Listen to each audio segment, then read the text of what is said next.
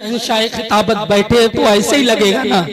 और अभी आप बलबला अंगेज तकरीर सुनेंगे तो और मजा आएगा। और अभी थोड़ी देर में पीरे तरीक़त जब आएंगे तो इंशाअल्लाह जवानी आ जाएगी इंशाअल्लाह इंशाअल्लाह। अब हजरत जुनैद बगदादी रज़ी अल्लाह ताला अन्हु ईशा की नमाज पढ़ने के बाद अपने बिस्तर पर बैठ गए। बादशाह ने कहा जुनैद तुम्हारा कोई मकाम नहीं है, हमारे दरबार में निकाल दिया गया। जुनैद को कोई गम नहीं है। हजरत जुनैद ने नमाज पढ़ी और नमाज पढ़ने के बाद हजरत जुनैद अपने बिस्तर पर चले गए और अल्लाह को याद करके, रसूलुल्लाह को याद करके ज़ारो क़त्तार जुनैद रोने लगते हैं। और एक ही जुमला निगाह में है, पूरी जिंदगी का मकसद कभी कभी एक जुमले में मिल जाता है। जुनैद को ना अपनी ताकत पे नाज हुआ है, ना अपनी इतने सालों तक बादशाह के दरबार में बड़ा मकाम रहा है, कोई नाज नहीं है। जुनैद बिस्तर पर है, रोते जा रहे हैं और एक ही जुमला याद करते जा रहे हैं। शहजादे ने कहा था मैदान महशर होगा तो नाना जान से जीत की दस्तार बनवाऊंगा, नाना जान से जीत की दस्तार बनवाऊंगा, नाना जान से जीत की दस्तार बनवाऊंगा। अल्लाहू अकबर। हजरत जुनैद को ये बार बार ख्याल आ रहा। जुनैद रोते जा रहे हैं, या रसूल अल्लाह कब ये मेरी सांसें खत्म होगी, कब ये मिनट घंटों में बदलेंगे, घंटे जो है वो दिन में बदलेंगे, रात दिन हो करके कब ये जिंदगी बेवफाई करेगी, कब ये जिंदगी जाएगी और मैं मरूंगा। यही याद करते जा रहे हैं, रोते जा रहे हैं। मेरे भाइयों गौर करो, अल्लाह की याद में रोया भी करो, अपने नबी को याद करके रोया भी करो, शुहदाए करबला को याद करके भी रोया करो। कितने लोग हैं जो अल्लाह को याद करके रो रहे हैं। आपने इतना पैसा लगाया है, मेरी एक एक बात को याद करना। मैं मरीज हूँ और मुसाफिर भी हूँ, मैं इस आलम में और इस कैफियत में तकरीर कर रहा हूँ। निहायत ही मुझे तुम्हारा दर्द है, तुम्हारी मोहब्बत मेरे दिल में है, तब मैं कर रहा, वरना मुझे क्या पड़ी है कि अपनी एनर्जी खराब करूं, अपनी सेहत खराब करूं। और मैं तुम्हें बताऊं, मेरी एक एक बात जो है फिल वक्त बहुत कीमती है, उसे लिखना, अपने दिलों पर लिखना, दिमाग पर नहीं, दिलों पर लिखना और इन मेरी जुमलों को याद करना। हजरत जुनैद रोते जा रहे हैं, या अल्लाह ये जिंदगी कब बेवफाई करेगी, कब मौत आएगी और मैदान महशर कायम होगा। अव्वलीन और आखिरीन होंगे, हजरत आदम से ईसा तक होंगे, सिद्दीक़ अकबर होंगे, उमर फारूक आज़म, उस्मान गनी, मौला अली, हजरत बिलाल, जुनैद बगदादी, यही सोचते जा रहे हैं। हजरत जुनैद को नींद आ गई और आंखें मिच गई। जब हजरत जुनैद को नींद आई, जाहिरी आंखें मिची, लेकिन अल्लाह पाक ने बातिनी आंखें खोल दी हैं। हजरत जुनैद को हमारे और आपके जनाब मोहम्मद रसूलुल्लाह का दीदार होता है। और जब जुनैद सरकार को देखते हैं और आका फरमाते हैं, ऐ जुनैद तूने मेरे शहजादे के लिए अपनी इज्जत को कुर्बान किया था, अपनी शोहरत को कुर्बान किया था, और मेरे बेटे ने तुझसे वादा किया था कि मैदान महशर में मैं नाना जान से जीत की दस्तार बनवाऊंगा। ऐ जुनैद जो हमारे खानदान के लिए अपनी कुर्बानियां देता, हम उसे इंतजार नहीं करवाते हैं। हजरत जुनैद के लिए सरकार ने अपना अमामा निकाला और जुनैद के आपने सर पर बांधा। जब हजरत जुनैद बेदार होते तो क्या देखते से कि सरकार के दस्ते मुबारक का बंधा अमामा जुनैद के पास है। ये मकाम मिलता है जब बेदार हुए।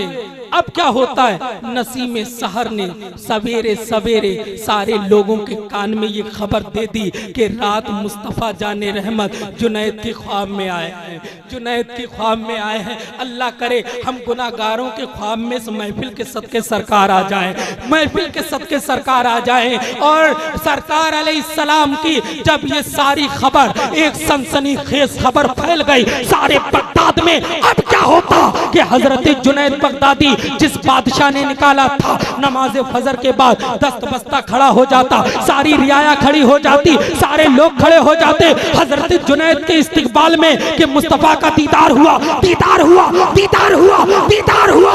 हजरत जुनैद ने नमाज फजर पढ़ी और नमाज फजर पढ़ने के बाद जब हजरत जुनैद बाहर निकलते, क्या देखते कि वो बादशाह जिसने निकाला कह रहा जुनैद मुबारक हो, मुस्तफा का दीदार मुबारक हो, मुस्तफा का दीदार मुबारक हो, दीदार मुबारक हो। और उसने कहा जुनैद तुम्हें मुस्तफा का दीदार हुआ, नहीं कि मैं बादशाह रहूं और तुम रियाया रहो। उसने कहा जुनैद आज से मैं तेरा गुलाम और तू बगदाद का बादशाह है। जितना टाइम मैंने लिया ये कामयाब हुआ नहीं हुआ?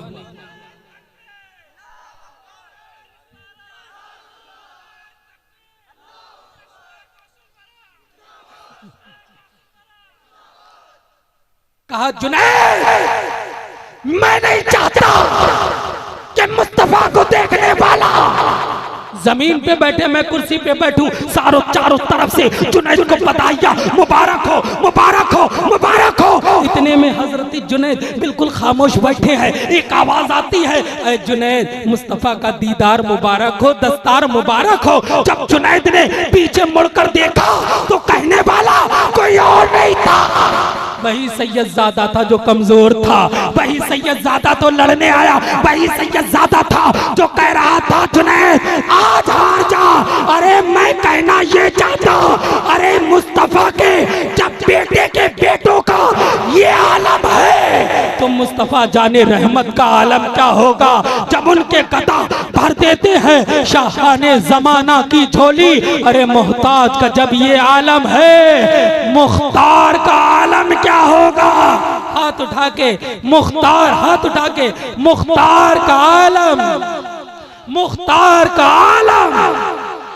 तो हुजूर सैयदना गौसुल आजम के लिए जिसने अपनी पेशानी और गर्दन को झुकाया ये वही जुनैद बगदादी है। तुझसे डर से सक से है मुझको निस्बत, मेरी गर्दन में भी है दूर का डोरा तेरा और हम किसके कुत्ते हैं? ऐसे नहीं ऐसे नहीं। अब मैं अपने जज्बे में बिल्कुल आखिर में आया हूं। किसके कुत्ते हैं?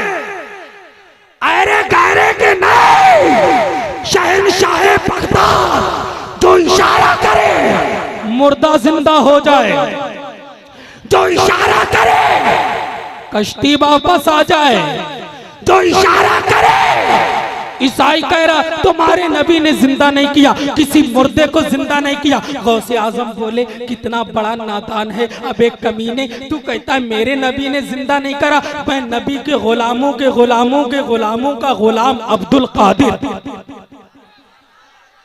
वो जो खड़े हैं वो नहीं बोल रहे हैं। अब्दुल कादिर मेरी ताकत है और लेकर चल जिस कब्रिस्तान में चाहे, जिस कब्र पे चाहे। ईसाई बोला चलो। सैयदना गौसुल आजम जाते हैं और कब्रिस्तान में पहुंचते हैं। कहा बता कौन सी कब्र से मुर्दा निकालो और जिंदा हो? कहा जिसको चाहो। कहा नहीं तू बता। जलाल था जलाल। कहा ये सबसे पुरानी कब्र है, इससे मुर्दा निकालो। ये ऐसा ना लगे कि रात के 2 बज रहे हैं, ऐसा लगे दिन के 2 बज रहे हैं, ऐसा लगे इधर वाले। और बहुत तुम्हें लोगों ने सताया, बहुत सताया है। बोल दो आखिरी बात। जिसे देखो इधर वाले, मगर मैं इधर वालों के साथ हूं। अब हो सकता है कि दिल इधर हो। का तू बता किस मुर्दे को जिंदा करो? का हुजूर ये सबसे पुरानी कब्र है, इससे मुर्दे को जिंदा कर दो। गौसे आजम ने कहा सिर्फ जिंदा करो या जो दुनिया में करता था वो करवाते हुए जिंदा करो, वो करवाते हुए। कहा कि ये तो और सोने पे सुहागा हो गया। मुझे लग रहा आप समझ रहे हैं माशाअल्लाह। वरना एक शख्स था, उसने कहा मुझे जो मसला ये समझा देगा मैं पूरी दौलत उसके नाम कर दूंगा। क्या कहा? पूरी दौलत उसके नाम कर दूंगा। घर पे गया, बीबी बोली डंडा उठा के मरवाएगा। इतने इतने बड़े अहले इल्म, इतने बड़े फिरासत, इतने जानने वाले, अगर किसी ने मसला समझा दिया तो मैंने ये कहा कोई मुझे समझा देगा तब दूंगा दौलत। कहा कि मुझे कितनी समझाए, मैं समझूंगा ही नहीं, और जब समझूंगा ही नहीं तो कुछ होगा ही नहीं, होगा ही नहीं तो अपनी दौलत अपनी। तो आप लोग समझ रहे हैं तो बोले और जोर से। यहां से गुंबदे रजा और गुंबदे रजा से गौसे आजम और गौसे आजम से मुस्तफा जाने रहमत तक तुम्हारी आवाज जाए। अब सब बोले या गौसल मदद।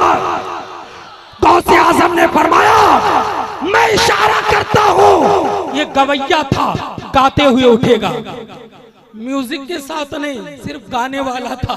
कहेगा ढोल ताशा ये हराम है, ये हराम है।